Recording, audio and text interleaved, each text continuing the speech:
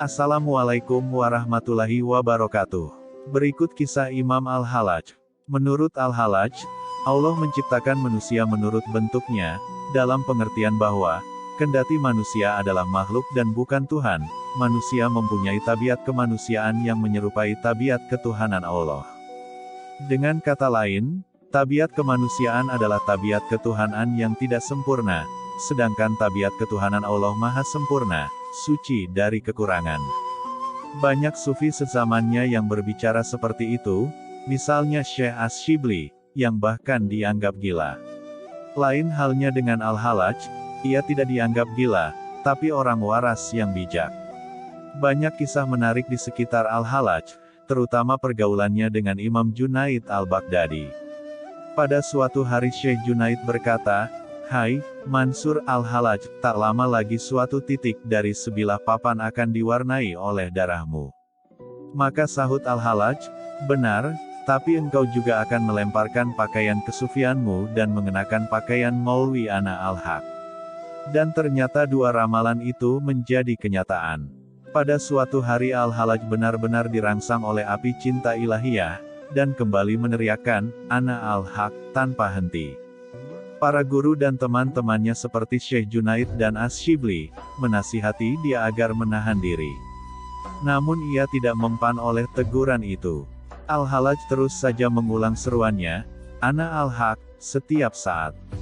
Gara-gara itulah, kaum ulama syariat bangkit melawan Al-Hallaj, didukung oleh Hamid bin Abbas, Perdana Menteri Irak. Dan akhirnya keluarlah fatwa kufur, yang menyatakan bahwa Al-Hallaj melanggar ketentuan agama dan dapat dihukum mati. Tapi ketika hukuman itu disampaikan untuk mendapat persetujuan Khalifah Muqtadir bila menolaknya, kecuali fatwa tersebut ditandatangani oleh Syekh Junaid Al-Baghdadi, maka Khalifah Muqtadir pun mengirimkan fatwa itu kepada Syekh Junaid, sampai 6 kali. Pada kiriman yang ketujuh, Syekh Junaid membuang pakaian kesufiannya lalu memakai pakaian keulamaan.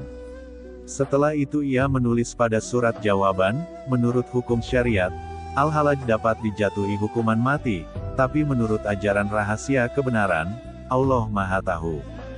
Maka Al-Hallaj pun ditangkap pada tahun 913 Masehi atau 309 Hijriyah, ia ditahan dan dijebloskan ke dalam penjara. Para ulama pro pemerintah menuduhnya sering mengeluarkan pernyataan-pernyataan yang tidak sesuai dengan syariat. Bahkan ia dituduh berkomplot dengan kelompok perusuh Karamitah yang mengancam kedaulatan Bani Abbasiyah. Maka Al-Hallaj pun dihukum mati dengan cara disalib. Saat mereka membawa Al-Hallaj ke tiang gantungan di Bab Al-Tak, ia mencium kayunya dan menaiki tangganya sendiri. "Bagaimana perasaanmu?" tanya mereka. "Mikrajnya seorang kasatria adalah di tiang gantungan," jawabnya. Ia mengenakan celana sebatas pinggang dan mantel di bahunya. Sambil menghadap ke arah kiblat, ia menengadahkan kedua tangannya dan mulai bercengkrama dengan Allah. Apa yang diketahuinya, tak seorang pun mengetahuinya, katanya. Lalu ia pun naik ke tiang gantungan. Sekelompok orang pengikutnya bertanya, "Bagaimana menurutmu, mengenai kami yang merupakan para pengikutmu, dan mengenai mereka, yang hendak merajammu?" "Mereka mendapat 2 pahala, sedangkan kalian 1, jawabnya. "Kalian hanya berprasangka baik padaku, sedangkan mereka digerakkan oleh kekuatan keimanan terhadap Allah untuk menjaga kelurusan hukumnya." Kemudian Ash-Shibli mendekat dan berdiri di hadapannya sambil berkata, "Bukankah kami telah melarangmu dari melindungi manusia?"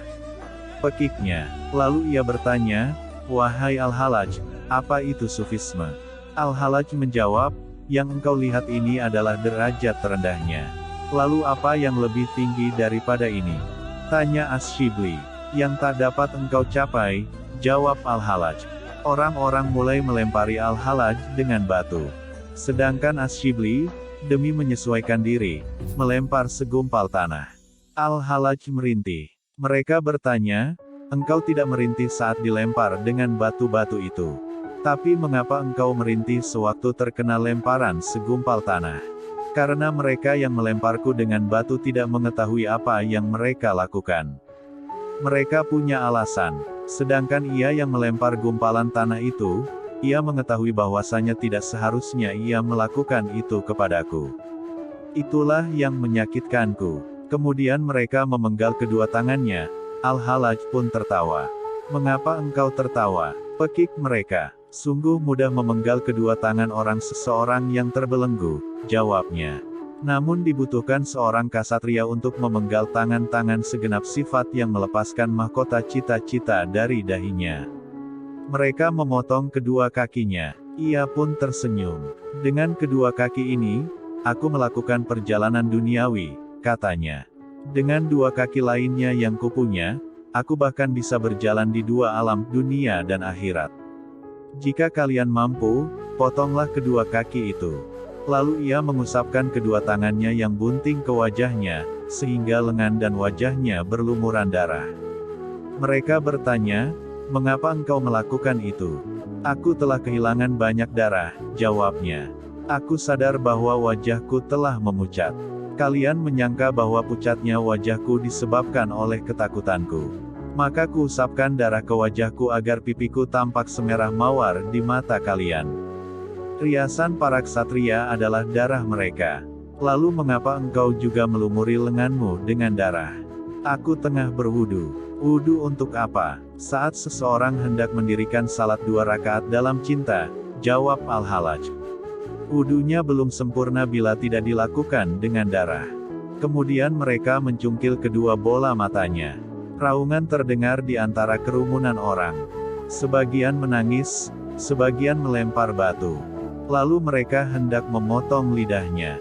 "Sabarlah sedikit, beri aku waktu untuk mengutarakan sepatah dua patah kata," ujarnya. "Ya Allah," pekiknya sambil menengadahkan wajahnya ke langit. "Janganlah engkau usir mereka dari keharibaanmu lantaran apa yang mereka lakukan padaku karena engkau. Jangan pula engkau cabut kebahagiaan ini dari mereka. Segala puji bagi Allah, karena mereka memotong kedua kakiku saat aku tengah meniti jalanmu. Dan jika mereka memenggal kepalaku, sungguh mereka telah mengangkatku ke tiang gantungan, merenungkan keagunganmu." Sebelum dihukum mati, ia salat dan berdoa, "Ya Allah, mereka adalah hamba yang berhimpun untuk membunuhku, karena fanatik kepada agamamu dan hendak mendekatkan diri kepadamu. Maka ampunilah dan berilah rahmat kepada mereka. Karena jika engkau membuka hati mereka, seperti engkau membuka hatiku, mereka tidak akan melakukan seperti yang sedang mereka lakukan terhadapku. Dan jika engkau tutup hatiku seperti engkau menutup hati mereka, niscaya aku tidak akan diperlakukan seperti ini." Kemudian mereka memotong daun telinga dan hidungnya. Seorang yang membawa kendi kebetulan hadir di sana. Melihat Al-Hallaj, ia memekik, "Penggal dengan keras dan benar. Apa urusannya ia bicara tentang Tuhan?" Kata-kata terakhir yang diucapkan Al-Hallaj adalah, cintanya adalah pengasingannya. Kemudian ia membaca sebuah ayat, "Orang-orang yang tidak beriman kepada hari kiamat meminta supaya hari itu segera didatangkan, dan orang-orang yang beriman merasa takut padanya dan mereka yakin bahwa kiamat itu adalah benar akan terjadi." Itulah kata-kata terakhirnya. Kemudian mereka memotong lidahnya. Baru ketika salat maghrib tiba mereka memenggal kepalanya. Bahkan saat mereka memenggal kepalanya, Al-Hallaj tersenyum, lalu setelah itu ia meninggal dunia. Tangisan membahana dari kerumunan orang. Al-Hallaj telah membawa bola takdir ke batas medan tawakal. Tiap potongan tubuhnya menyerukan, "Akulah kebenaran." Keesokan harinya mereka mengatakan, masalah ini akan bertambah buruk ketimbang saat ia hidup. Maka mereka pun membakar jasadnya. Dari abunya pun terdengar seruan, "Akulah kebenaran." Bahkan pada saat pembantaiannya, tiap tetes darahnya membentuk nama Allah. Mereka tercengang melihat semua itu, lalu mereka membuang abunya ke sungai Tigris. Abunya mengambang di permukaan sungai Tigris dan terus menyerukan, "Akulah kebenaran." Sebelum dieksekusi Al-Hallaj telah berpesan kepada pembantunya, "Saat mereka membuang abu jasadku ke sungai Tigris, Baghdad akan terancam tenggelam. Hamparkanlah jubahku di sungai, kalau tidak, Baghdad akan hancur."